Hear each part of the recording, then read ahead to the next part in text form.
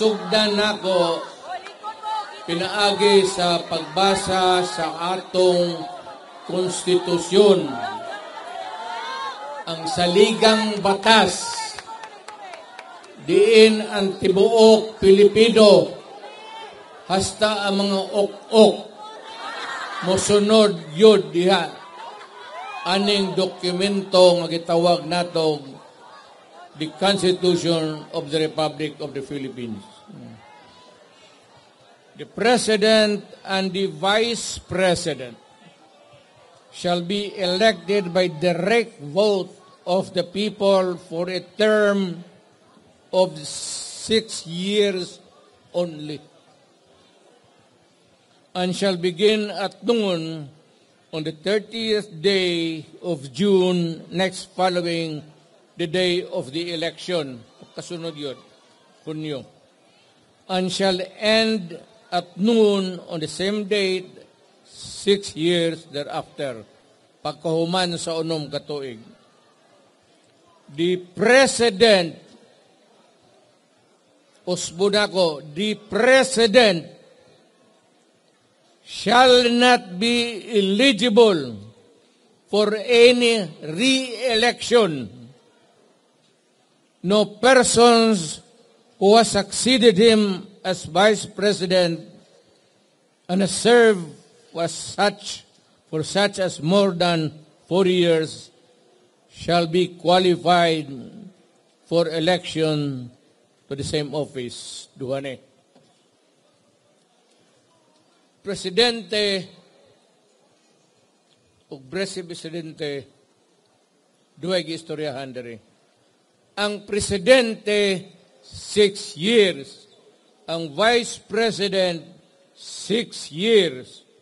Pero kung ang Vice Presidente law ay lang paminahon, wa man po kung magkuanana, mo bitaw nga duha-duha ko kay tungod anak nako ang Vice Presidente. Dili ko gunta mo apil ane, apan napugos na lang ko, kay murag wa nako kaangay sa naitabo sa atong nasod.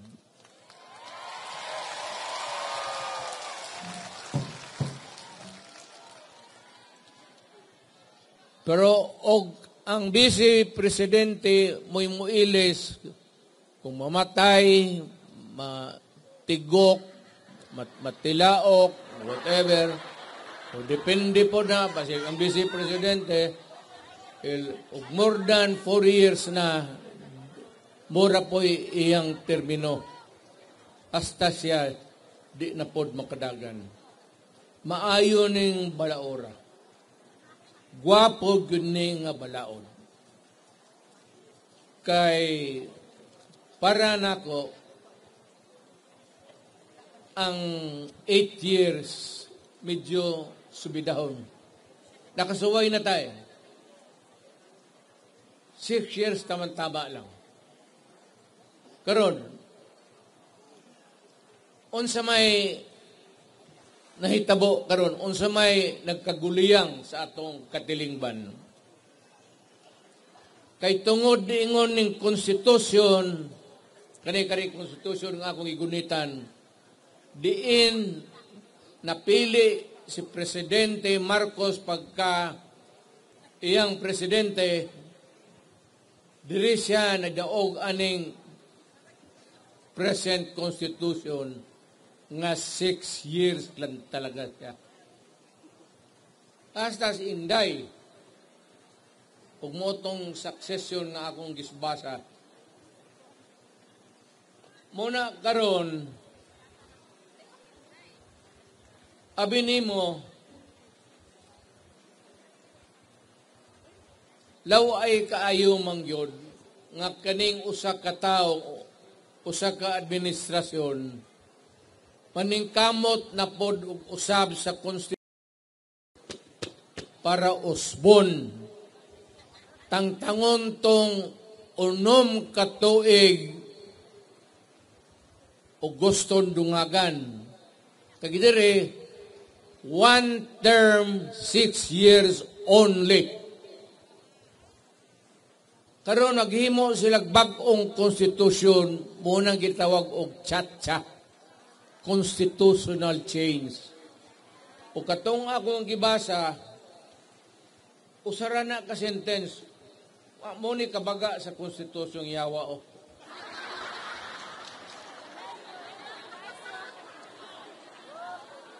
Bilaw, di ba kag unsalay ilang alisdan? Kanirang section 4. Kanin the president shall be elected by the vote of the people for the term of 6 years. Kwaon lang nila ng term of 6 years. Kana. Kabagaan ng putang. Oh. Dora ka words. Tilala ng kwaon for a term of 6 years. But talanang shall be eligible for another re-election hantod sa ilang kamantayan. Law ay muna nga ako ni pugos ko. Pag-atubang ninyo, karon ingnon tamo, nga dili maayo ang ilang plano. Pagsugod pa lang anang chat-chat-chat-chat, ni gawas nako. Giingnan ako, o gusto mo, kamunduhan ni Inday, buhatan na ilisde, pagkahuman, maghimo kong bagong konstitusyon, pero dili na mutokma ninyo sa sunod nga presidente o sa sunod nga vice-presidente. Dili kamo ang manginabang anak. Pangit. Paruglayan ng presidente, laing tao, okay na ang eleksyon. Pero kamong sunod-sunod, nga patasaan na pod ninyo, kay Raba, ang kamala sa Pilipino, laway na ako, di na ako kusulit. Amigo na ako ng buang presidente. Panahon ra ni Marcos ni Adto o panahon ra ni Marcos karon nga ilang gustong kalkalon ang konstitusyon. Mura rin duha ka Marcos galagyo sa nga pila ka tuig nga gusto gani katong usa di pod na gusto manaog. Muna ning usapod na ning kamot na pod karon nga di pod manaog.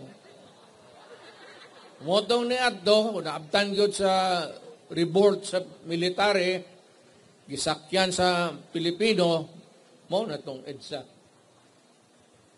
Ambot kani pero ako siyang giingnan ko, Mr. President, I hope that you'd be able to recall what happened to your father.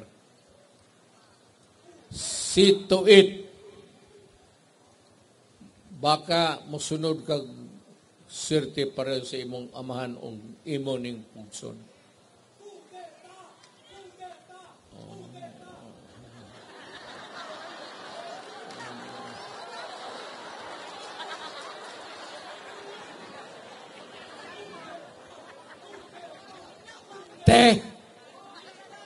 Di ay tata babata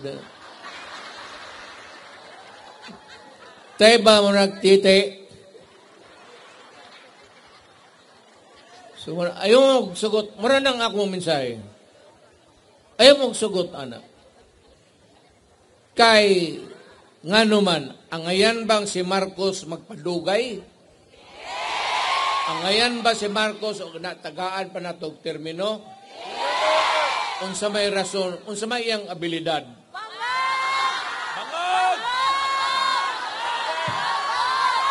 Ako, mayor pa ko, kay dool mo igukos military,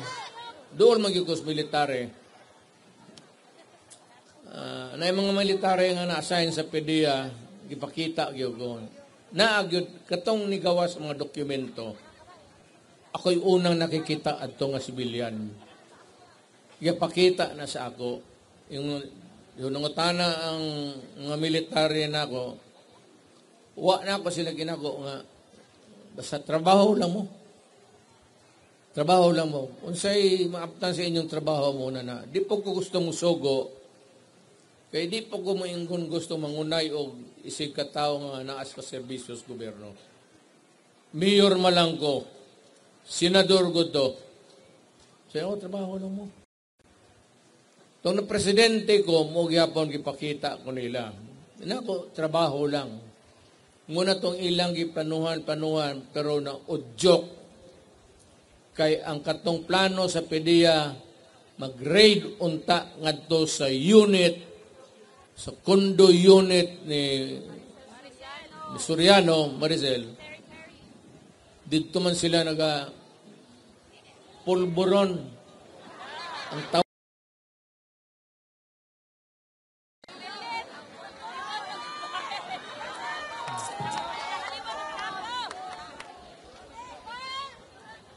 Ibaw aman mo ng tao kay sige naangari opisyal nga usahay ka ng bagos buntag siguro. Dili mo ko ng baba kayo. Muna. Kung dili, kung nakabantay mo nga rin, magsigig to ang sip-on.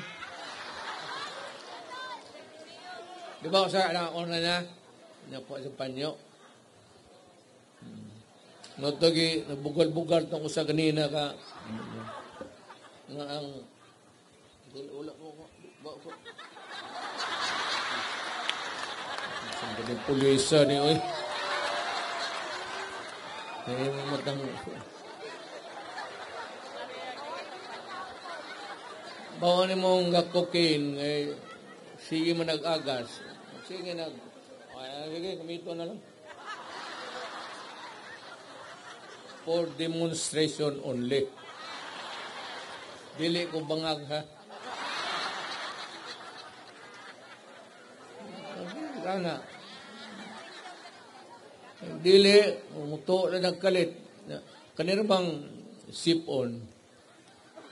Basig ako karong tiguang nako. Na ako'y sakit. Tawag nila ana og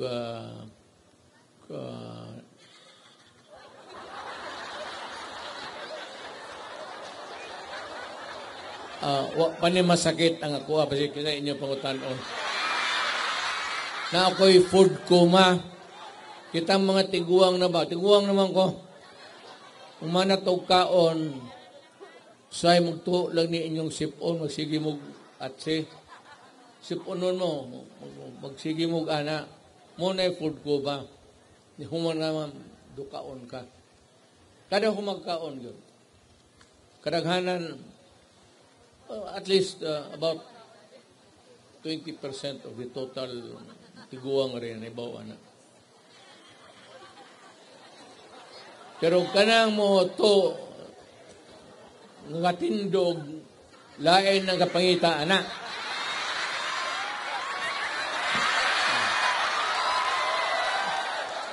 Pananghid na sa imong asawa hinaday watay nagmahalay magyutag kina tas-as panahon murag pag sugod sa kalibutan atong gugma na anamang yun. Pero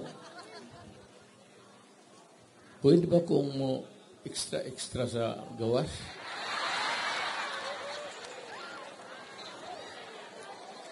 Mga na nga no, wa kabi nga puro, sukat ni ato. Unom na atong anak, yawa, sige ka lang yapo, Panginoon. Usang po na naaman ng uwag. Kunot na magkain ng imuha, eh.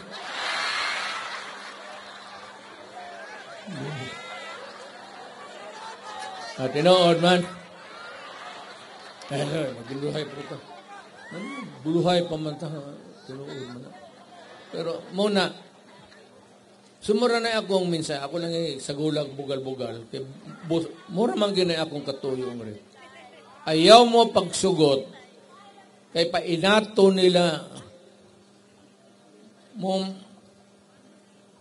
nag-rubber band ba? Gusto nilang inaton. May anang rubber band, kay taas-taas pa. Uten mo yung mong hinat.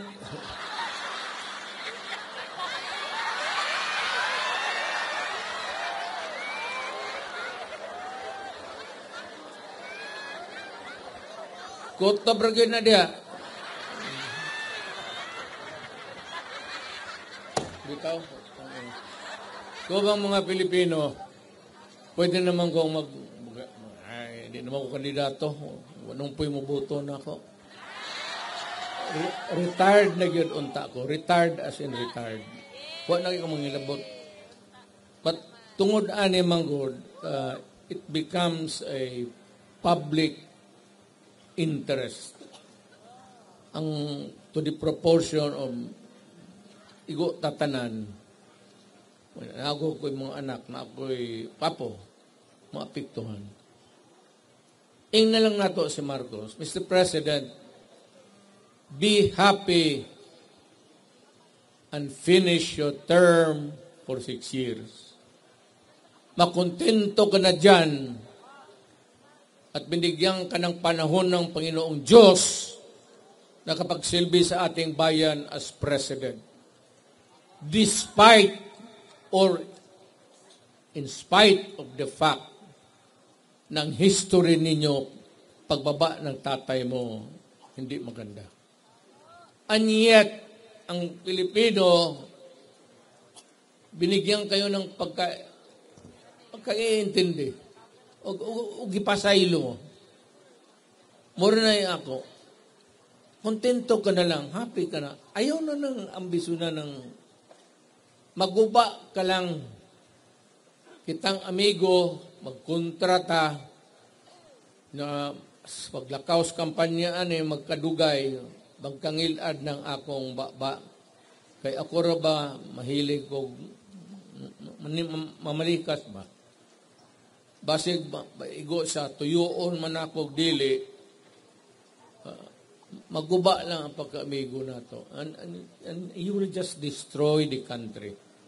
Kay naay mo, pag-ingon pa lang ni mo constitutional change, automatic na naara yun ng divider.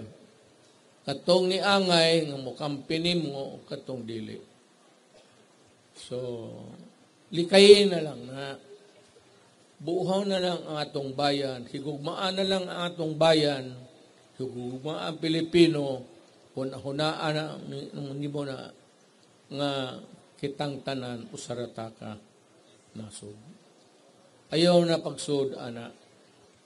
Mura na akong mensahe niya. Ayaw na ng long term. Duwara na ka, words ilang shall serve for 6 years. Kwaon na ng 6 years only. For 6 years. Basig ka na lang. Pwede nang